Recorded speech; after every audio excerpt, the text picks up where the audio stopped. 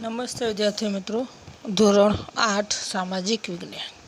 આજે આપણે નવા પ્રકારની શરૂઆત કરવાની છે, ભારતનું બંધારણ. તો આ પ્રકરણની અંદર ભારત દેશનું બંધારણ કેવી રીતના ઘડવામાં આવ્યું, આના વિશેની માહિતી આપણે ભણવાનું છે. લોકશાહી વિશે માહિતી મેળવવાની છે. પણ શરૂઆત કરીએ આપણે કે બંધારણ એટલે શું. આપણને હંમેશા એક પ્રશ્ન થતો હોય છે કે બંધારણ કોને કહેવાય, બંધારણ એટલે શું.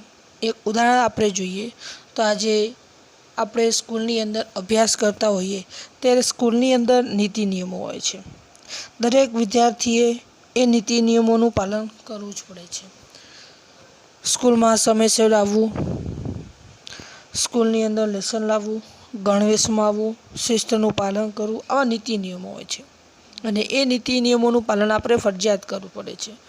જો સ્કૂલની અંદર કોઈ નીતિ નિયમો ન હોય તો શું થાય, તો કોઈ વિદ્યાર્થી સમયસર આવશે જ નહીં, ગણવેશમાં નહીં આવે, સરખો અભ્યાસ નહીં કરે, તો સ્કૂલનું આયોજન જળવાશે નહીં.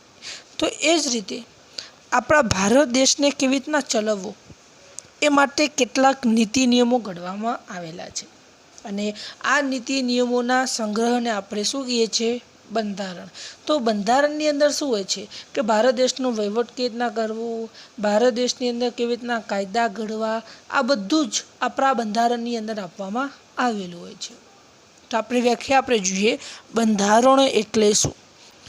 તો કોઈપણ દેશનું શાસન ચલાવવા માટે ઘડવામાં આવેલા નીતિ નિયમોના વ્યવસ્થિત સંગ્રહને દેશનું બંધારણ કહેવામાં આવે છે. તો મેં હમણાં તમને જે ઉદાહરણ આપ્યું એ જ પ્રમાણે કે કોઈ પણ દેશ હોય, કોઈ પણ દેશને શાસન ચલાવવા માટે ઘડવામાં આવેલા જે નીતિ નિયમો છે, એટલે કે દેશનો વહીવટ કેવી રીતના કરવો, દેશની અંદર કેવા પ્રકારના કાયદા ઘડવા, કાયદાઓ કેવી રીતના રદ કરવા, કેવી રીતના કાયદાની અંદર સુધારો કરવો, આવા પ્રકારના નીતિ નિયમો હોય છે. અને આ નીતિ નિયમોના વ્યવસ્થિત સંગ્રહને દેશનું બંધારણ કહેવામાં આવે છે. એટલે કે આવા નીતિ નિયમોનો જ્યાં સંગ્રહ થયેલો છે એને આપણે એ દેશનું બંધારણ કહેવામાં આવે છે.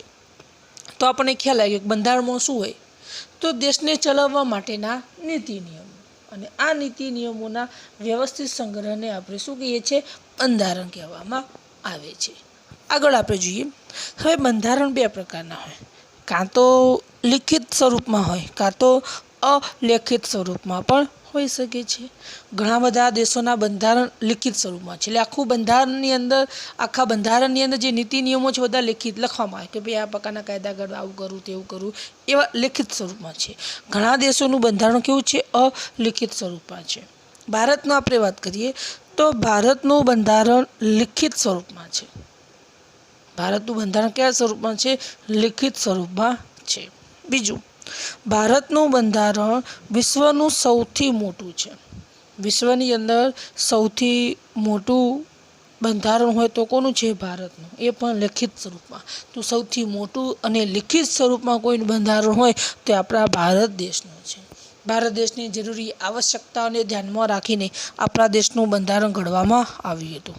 અને આપણા દેશના બંધારણની શરૂઆત શાનાથી થાય છે, આમુખ એટલે કે પ્રસ્તાવના. ધોરણ 9ની અંદર આમુખ વિશે અભ્યાસ કરવામાં આવશે. પણ આપણે ખાલી જગ્યામાં યાદ રાખવાનું છે કે ભારતના બંધારણની શરૂઆત શાનાથી થાય છે, આમુખથી થાય છે. ખાલી જગ્યામાં આવશે. બીજો, એક માર્ક્સની અંદર પરીક્ષામાં પ્રશ્ન પૂછાશે, બંધારણ એટલે શું. ધ્યાન આપજો વિદ્યાર્થી મિત્રો, બંધારણ એટલે શું. તો બંધારણ એટલે કે કોઈ પણ દેશનું શાસન ચલાવવા માટે ઘડવામાં આવેલા નિયમો એટલે કે નીતિ નિયમોના વ્યવસ્થિત સંગ્રહને દેશનું બંધારણ કહેવામાં આવે છે. બીજું પૂછાય કે ભારતનું બંધારણ કયા સ્વરૂપમાં છે, તો ભારતનું બંધારણ લિખિત સ્વરૂપમાં છે. તો ભારતનું બંધારણ કયા સ્વરૂપમાં છે, લિખિત સ્વરૂપમાં, એટલે કે લખેલું છે. વિશ્વનું સૌથી મોટું બંધારણ પણ કયા દેશનું છે, ભારતનું જ બંધારણ. તો વિશ્વની અંદર સૌથી મોટું બંધારણ કોઈ દેશનું હોય તો એ ભારતનું છે. અને ખાલી જગ્યામાં વારંવાર પૂછાતું હોય છે કે આપણા દેશના બંધારણની શરૂઆત શાનાથી થાય છે? તો આમુખથી. તો ભારત દેશના બંધારણની શરૂઆત આમુખથી થાય છે. પહેલો પોઈન્ટની આપણે શરૂઆત કરીએ, ભારતના બંધારણના ઘડતરની પ્રક્રિયા. પરીક્ષાની અંદર આ સવિસ્તારમાં એટલે કે 4 ગુણમાં આ પ્રશ્ન પૂછાય છે કે ભારતના બંધારણના ઘડતરની પ્રક્રિયા સમજાવો. મોટો પ્રશ્ન છે એટલે આપણે યાદ રાખવાનું છે. બરાબર છે. તો ભારતના બંધારણના ઘડતરની પ્રક્રિયાની આપણે ચર્ચા કરીએ તો ભારતના બંધારણ ઘડવા માટે બંધારણ સભાની રચના કરવામાં આવી. તો આપણું જે બંધારણ કેવી રીતના ઘડવામાં આવ્યું? તો બંધારણ ઘડવા માટે સૌપ્રથમ બંધારણ સભાની શું કરવામાં આવી? રચના કરવામાં આવી. અને આ બંધારણ સભાએ ભારત દેશનું બંધારણ ઘડવાની શું કરી? શરૂઆત કરી. પરીક્ષા એવો પ્રશ્ન પૂછાય કે ભારતના બંધારણ ઘડવા માટે ખાલી જગ્યાની રચના કરવામાં આવી. તો શાની રચના કરવામાં આવી? બંધારણ સભાની. તો બંધારણ ઘડવા માટે બંધારણ સભાની રચના કરવામાં આવી હતી. અને આ બંધારણ સભાએ બંધારણ ઘડવાની શરૂઆત 9 ડિસેમ્બર 1946ના દિવસે શરૂ કરી. તો જે ભારતનું જે બંધારણ છે એ બંધારણ ઘડવાની શરૂઆત, ધ્યાન આપજો વિદ્યાર્થી મિત્રો, બંધારણ ઘડવાની શરૂઆત 9 ડિસેમ્બર 1946ના દિવસે શરૂ કર્યું હતું. પરીક્ષામાં વારંવાર પૂછાતું હોય છે કે ભારતના બંધારણ ઘડવાની શરૂઆત કઈ તારીખે થઈ હતી? તો 9 ડિસેમ્બર 1946ના દિવસે ભારતના બંધારણ ઘડવાની શરૂઆત થઈ હતી. તારીખો આપણે વારંવાર યાદ રાખવી પડશે. આ મુદ્દામાં ઘણી બધી આંકડાકીય માહિતી આપણી સમક્ષ આવશે. તો બંધારણ ઘડવાની શરૂઆત 9 ડિસેમ્બર 1946ના દિવસે શરૂ કર્યું હતું. અને બંધારણ ઘડવા માટે શાની રચના કરવામાં આવી? તો બંધારણ સભાની રચના કરવામાં આવી. અને આ બંધારણ સભાએ 9 ડિસેમ્બર 1946ના દિવસે બંધારણ ઘડવાની શરૂઆત કરી દીધી હતી. આગળ આપણે જોઈએ, બંધારણ સભામાં જુદા જુદા ધર્મના પ્રતિનિધિઓ, જુદા જુદા પક્ષોના પ્રતિનિધિઓનો સમાવેશ થાય છે. તો જે બંધારણ જે સભા છે એમાં કુલ 389 સભ્યો હતા. બંધારણ સભાની અંદર કુલ કેટલા સભ્યો હતા? 389 સભ્યો હતા. અને આ બંધારણ આપણા ભારત દેશનું ઘડવાનું હતું. 2-3 લોકો ભેગા થઈને બંધારણ ઘડી નાખે એવું ન ચાલે. અને એટલા માટે બંધારણ સભાની અંદર જુદા જુદા ધર્મના પ્રતિનિધિઓ, એટલે કે ભારત દેશની અંદર હિન્દુ હોય, મુસ્લિમ હોય, શીખ હોય, જૈન હોય, આ જુદા જુદા ધર્મના પ્રતિનિધિઓનો સમાવેશ બંધારણ સભામાં કર્યો. ભારત દેશની અંદર જે જુદા જુદા જે પક્ષો હતા એ પક્ષોના પ્રતિનિધિઓનો પણ સમાવેશ આ બંધારણ સભામાં કરવામાં આવ્યો, જેથી કરીને કોઈ વિરોધ ન થાય. વિદ્યાર્થી મિત્રો જોઈએ આપણે આજ દિન સુધી ભારતમાં ઘણા બધા કાયદાઓનો વિરોધ થાય, પણ કોઈએ બંધારણનો વિરોધ કર્યો ના. કેમ? કારણ કે દરેક ધર્મના પ્રતિનિધિઓનો સમાવેશ આ બંધારણ સભામાં કર્યો હતો. દરેક પક્ષોના પ્રતિનિધિઓનો સમાવેશ આપણે બંધારણ સભામાં કર્યો હતો. અને આ જ બંધારણ સભાએ ભારત દેશનું બંધારણ ઘડ્યું હતું. તો દરેક બાબતમાં નાનામાં નાની બાબતનું ધ્યાન આપણે રાખવામાં આવ્યું હતું. એ સિવાય બંધારણ સભાની અંદર વિદ્વાન નેતાઓનો પણ સમાવેશ થાય છે. તો જે બંધારણ સભા જે છે એ બંધારણ સભાની અંદર પણ જે વિદ્વાન નેતાઓનો સમાવેશ થાય છે. જે ભારત દેશના જે આગળ પડતા જે નેતાઓ હતા, જે વિદ્વાન હતા, એનો સમાવેશ આ બંધારણ સભાની અંદર કરવામાં આવે છે. તો કયા કયા નેતાઓ હતા એના વિશે આપણે જોઈએ. તો જેમાં જવાહરલાલ નહેરુ, ડૉક્ટર રાજેન્દ્ર પ્રસાદ, સરદાર પટેલ, મૌલાના અબુલ કલામ આઝાદ, શ્યામ પ્રસાદ મુખર્જી, સરદાર બલદેવસિંહ જેવા નેતાઓએ આ બંધારણ ઘડવા માટે માર્ગદર્શન આપ્યું. તો ધ્યાન આપવું, તો બંધારણ સભાની અંદર ભારતના વિદ્વાન નેતાઓ હતા, મહાન નેતાઓ હતા, જેનાની અંદર જવાહરલાલ નહેરુ, ડૉક્ટર રાજેન્દ્ર પ્રસાદ, સરદાર વલ્લભભાઈ પટેલ, મૌલાના અબુલ કલામ આઝાદ, શ્યામ પ્રસાદ મુખર્જી, સરદાર બલદેવસિંહ જેવા નેતાઓએ માર્ગદર્શન આપ્યું. તો તો બંધારણ ઘડવાની અંદર આ નેતાએ આપણને માર્ગદર્શન પૂરું પાડ્યું. એટલા માટે નેતાઓને આપણે વિદ્વાન નેતાઓ કહીએ છીએ. પરીક્ષાને એવું પણ પૂછાય વિદ્યાર્થી મિત્રો કે બંધારણ ઘડવા માટે કયા નેતાઓએ માર્ગદર્શન આપ્યું. યાદ રાખજો, કયા નેતાએ માર્ગદર્શન આપ્યું?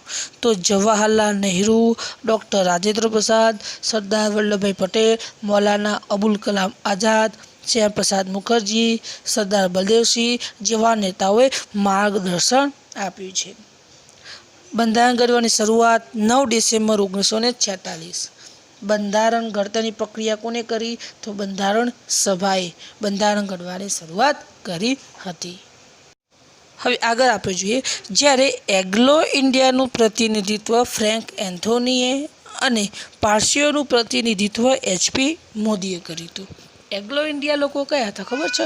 તો જે લોકો વિદેશી હતા, જેમણે ભારત દેશનું નાગરિકત્વ પ્રાપ્ત કર્યું છે, એવા લોકોને આપણે એંગ્લો ઇન્ડિયન લોકો કહીએ છીએ. તો એંગ્લો ઇન્ડિયાનું પ્રતિનિધિ ફ્રેન્ક એન્થોનીએ કર્યું હતું. જ્યારે જે પારસી ધર્મના જે લોકો છે એનું પ્રતિનિધિત્વ HP મોદીએ કર્યું હતું. તો એંગ્લો ઇન્ડિયાનું પ્રતિનિધિત્વ ફ્રેન્ક એન્થોનીએ કર્યું, જ્યારે પારસીઓનું પ્રતિનિધિત્વ HP મોદીએ કર્યું હતું. તો પરીક્ષાની અંદર ખાલી જગ્યામાં એવું પૂછાય, ખાલી એંગ્લો ઇન્ડિયાનું પ્રતિનિધિત્વ કોણે કર્યું હતું? તો ફ્રેન્ક એન્થોનીએ. જ્યારે પારસીઓનું પ્રતિનિધિત્વ કોણે કર્યું હતું? HP મોદીએ. આ પ્રકારનું ખાલી જગ્યામાં પૂછાઈ શકે છે. જ્યારે બંધારણની અંદર જુદા જુદા વિષયના તજજ્ઞો હતા, એટલે કે જુદા જુદા વિષયોના જાણકાર પણ હતા, જેમાં અલ્લાદી કૃષ્ણસ્વામી અય્યર, ડૉક્ટર BR આંબેડકર એટલે કે ભીમરાવ આંબેડકર અને કે મુનશી એટલે કે કનૈયાલાલ મુનશી જેવા બંધારણના વિશેષજ્ઞો પણ હતા. વિશેષજ્ઞો એટલે કે જુદા જુદા વિષયોના જાણકાર, કારણ કે આખા ભારત દેશનું આપણે બંધારણ ઘડવાનું હતું. એક પણ નાનામાં નાની બાબત ન રહી જાય એ આપણે ખાસ ધ્યાનમાં રાખવાનું હતું. અને એટલા જ માટે ધ્યાન વિદ્યાર્થી મિત્રો, એટલા જ માટે જે બંધારણની અંદર જુદા જુદા વિષયના તજજ્ઞો હતા, જાણકાર હતું. આ વિદ્યાર્થી મિત્રો એક માર્ક્સમાં વારંવાર પૂછાય કે બંધારણ ઘડતરની પ્રક્રિયાની અંદર કયા કયા વિશેષજ્ઞો એટલે કે કયા કયા તજજ્ઞો હતા, આ પરીક્ષામાં વારંવાર પૂછાતું હોય છે. તો આ યાદ રાખવાના છે 3: અલ્લાદી કૃષ્ણસ્વામી અય્યર, ડૉક્ટર BR આંબેડકર અને KM મુનશી. આ 3 યાદ રાખવાના છે. તજજ્ઞો પૂછાશે અથવા તો વિશેષજ્ઞ પૂછાય, જે તજજ્ઞો પૂછાય તો પણ એ, અને વિશેષજ્ઞો પૂછાય તો પણ એ જ. તો ભારતના બંધારણ ઘડતરની અંદર કયા કયા તજજ્ઞો હતા?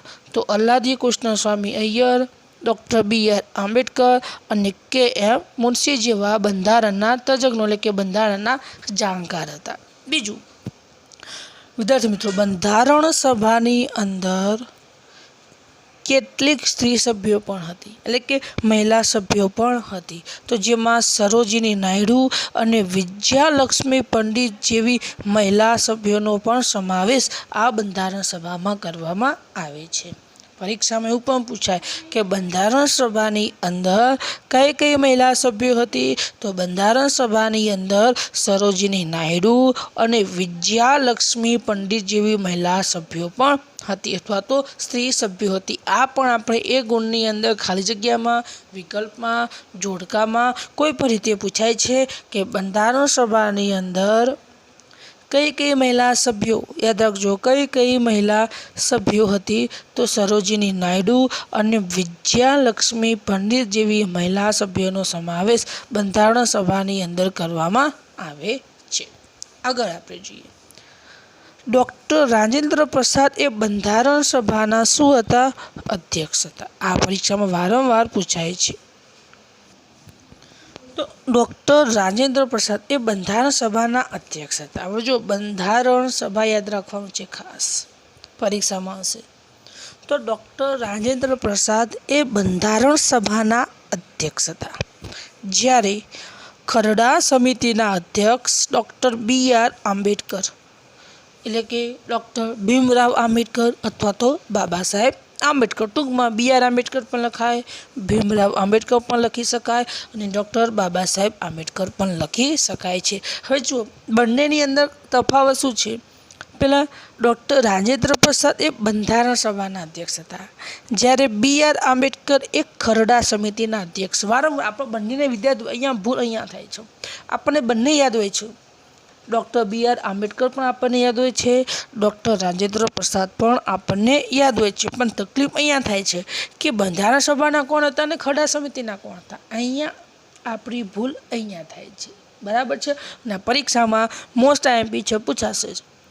તો ડૉક્ટર રાજેન્દ્ર પ્રસાદ એ બંધારણ સભાના અધ્યક્ષ હતા. યાદ રાખજો વિદ્યાર્થી મિત્રો, ડૉક્ટર રાજેન્દ્ર પ્રસાદ બંધારણ સભાના અધ્યક્ષ હતા, જ્યારે BR આંબેડકર એ ખરડા સમિતિના અધ્યક્ષ હતા. બરાબર છે. તો બંધારણ સભાના ડૉક્ટર રાજેન્દ્ર પ્રસાદ, જ્યારે ખરડા સમિતિના અધ્યક્ષ BR આંબેડકર. બરાબર છે. બે વારોમાં યાદ રાખજો. બંધારણ સભા પૂછાય તો ડૉક્ટર રાજેન્દ્ર પ્રસાદ, ખરડા સમિતિ પૂછાય તો BR આંબેડકર. તો બંધારણ સભા તો ડૉક્ટર રાજેન્દ્ર પ્રસાદ, ખરડા સમિતિ પૂછાય તો BR આંબેડકર. હવે આગળ આપણે જોઈએ તો બંધારણ ઘડતા 2 વર્ષ 11 માસ અને 18 દિવસ જેટલો સમય લાગે હતો. જણાવજો વિદ્યાર્થી મિત્રો, ખાસ યાદ રાખવાનું છે. તો ભારત દેશનું જે બંધારણ ઘડવામાં આવ્યું એ બંધારણ ઘડતા 2 વર્ષ 11 માસ અને 18 દિવસ જેટલો સમય લાગ્યો હતો. તમે જો, આ નાનું બંધારણ નહોતું, આ ભારતનું વિશ્વનું સૌથી મોટું બંધારણ કેમ કહેવામાં આવે? તમે અનુમાન લગાવી શકો છો કે કેવડું મોટું બંધારણ છે. બંધારણ ઘડતા કેટલો સમય લાગ્યો? આટલો સમય બીજા કોઈ પણ દેશનો લાગ્યો નથી જેટલો ભારતમાં લાગ્યો. તો ભારતનું બંધારણ ઘડતા 2 વર્ષ 11 માસ અને 18 દિવસ જેટલો સમય લાગ્યો. પરીક્ષામાં પૂછાય કે બંધારણ ઘડતા કેટલો સમય? તો 2 વર્ષ 11 માસ અને 18 દિવસ જેટલો સમય લાગ્યો હતો બંધારણ ઘડતા. આગળ આપણે જોઈએ, બંધારણ ઘડતા સમયે 166 જેટલી તો બેઠકો યોજાઈ હતી. આ પણ ખાલી જગ્યા યાદ રાખવું પડશે આપણે. તો જે બંધારણ કરતા કુલ 166 જેટલી તો બેઠકો યોજાઈ હતી, ત્યારે ભારત દેશનું બંધારણ ઘડતરની કામગીરી પૂર્ણ થઈ શકી છે. કંઈ 1 બેઠક કે 2 બેઠકથી ભારત દેશનું બંધારણ પૂર્ણ નહોતું થયું. તો બંધારણ ઘડતા 166 બેઠકો. તમે કલ્પના કરો કે કેટલી બધી બેઠકો થઈ. 1 બેઠક, 2, 3, આ તો કુલ 166 બેઠકો. એટલા માટે આપણે કહીએ છીએ કે બંધારણ ઘડતા 2 વર્ષ 11 માસ અને 18 વર્ષ જેટલો સમય લાગ્યો. અને આટલા સમયગાળા દરમિયાન 166 જેટલી બેઠકો યોજાઈ હતી. કેટલી? 166 જેટલી બેઠકો યોજાઈ હતી. આગળ આપણે જોઈએ તો 26 નવેમ્બર 1949ના દિવસે બંધારણને બંધારણ સભાએ સંમતિ આપી. તો બંધારણ ઘડવાની કામગીરી પૂર્ણ ક્યારે થઈ? 26 નવેમ્બર 1949ના દિવસે બંધારણ ઘડવાની કામગીરી શું થઈ? પૂર્ણ થયું. અને આ દિવસે બંધારણને બંધારણ સભાએ શું આપી? સંમતિ આપી કે હવે બંધારણ ઘડવાની કામગીરી શું થઈ? પૂર્ણ થઈ. પરીક્ષામાં પણ પૂછાય કે બંધારણને બંધારણ સભાએ સંમતિ ક્યારે આપી? તો 26 નવેમ્બર 1949ના દિવસે. અને એવું પણ પૂછાય કે ભારતનું બંધારણ ઘડવાની કામગીરી ક્યારે પૂર્ણ થઈ? 26 નવેમ્બર 1949ના દિવસે બંધારણ ઘડવાની કામગીરી પૂર્ણ થઈ. એટલે કે બંધારણને બંધારણ સભાએ સંમતિ આપી દીધી કે હવે બંધારણ ઘડવાની કામગીરી શું થઈ? પૂર્ણ થઈ. હવે આપણે ભારત દેશની અંદર આ બંધારણને અમલમાં મૂકી શકીએ છીએ. જ્યારે પણ અમલમાં મૂકવું હોય ત્યારે મૂકી શકીએ છીએ. ભારત દેશનું બંધારણ તૈયાર છે. તો પરીક્ષામાં આવશે કે બંધારણ સભાએ બંધારણને ક્યારે સંમતિ આપી અથવા તો પસાર કર્યું, આવો પણ શબ્દ વપરાઈ શકે છે. તો 26 નવેમ્બર 1949ના દિવસે બંધારણ ઘડવાની કામગીરી પૂર્ણ થઈ, અથવા તો બંધારણને બંધારણ સભાએ સંમતિ આપી, અથવા તો બંધારણને બંધારણ સભાએ પસાર કર્યું. હવે આગળ આપણે જોઈએ. અને આમ 26 જાન્યુઆરી 1950માં ભારતનો બંધારણનો અમલ કરી દેવામાં આવ્યો અને ભારત પ્રજાસત્તાક બન્યો. તો આમ 26 નવેમ્બર 1949ના રોજ બંધારણ ઘડવાની કામગીરી પૂર્ણ થઈ હતી અને ત્યારબાદ 26 જાન્યુઆરી 1950ના દિવસે ભારતના બંધારણનો અમલ કરી દેવામાં આવ્યો અને ત્યારથી ભારત દેશ પ્રજાસત્તાક બન્યો, એટલે કે પ્રજાને સત્તા આપવામાં આવી.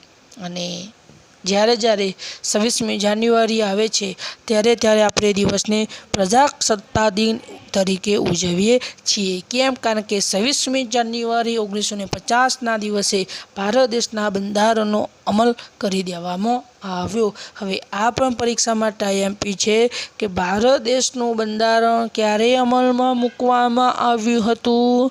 તો 26 જાન્યુઆરી 1950.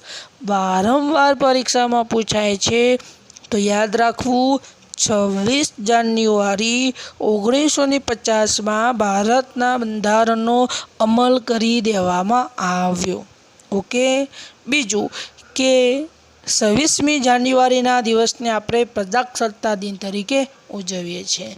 તો જ્યારે 26 જાન્યુઆરી આવે ત્યારે દિવસને આપણે પ્રજાસત્તાક દિન તરીકે ઉજવીએ છીએ. હવે કારણ એવું પૂછાય કે 26મી જાન્યુઆરીને આપણે પ્રજાસત્તાક દિન તરીકે શા માટે ઉજવીએ છીએ? તો એ દિવસે ભારત દેશનું બંધારણ અમલમાં આવ્યું હતું.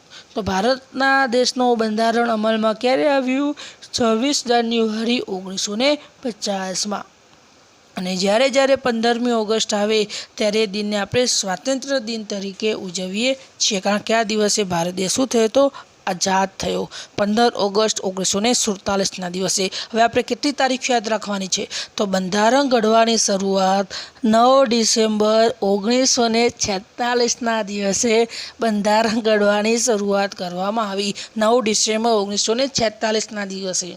26 નવેમ્બર 1949ના દિવસે બંધારણ ઘડવાની કામગીરી પૂર્ણ થઈ અને 26 જાન્યુઆરી 1950માં બંધારણ અમલમાં મૂકી દેવામાં આવ્યું. ત્યારે ભારત દેશ શું બન્યો? પ્રજાસત્તાક. અને દર 26મી જાન્યુઆરીના દિવસે આપણે પ્રજાસત્તાક દિન તરીકે, એટલે કે પ્રજાસત્તાક દિન તરીકે ઉજવીએ છીએ. અને જ્યારે 15મી ઓગસ્ટ આવે ત્યારે દિવસને આપણે સ્વાતંત્ર્ય દિન તરીકે આપણે ઉજવીએ છીએ.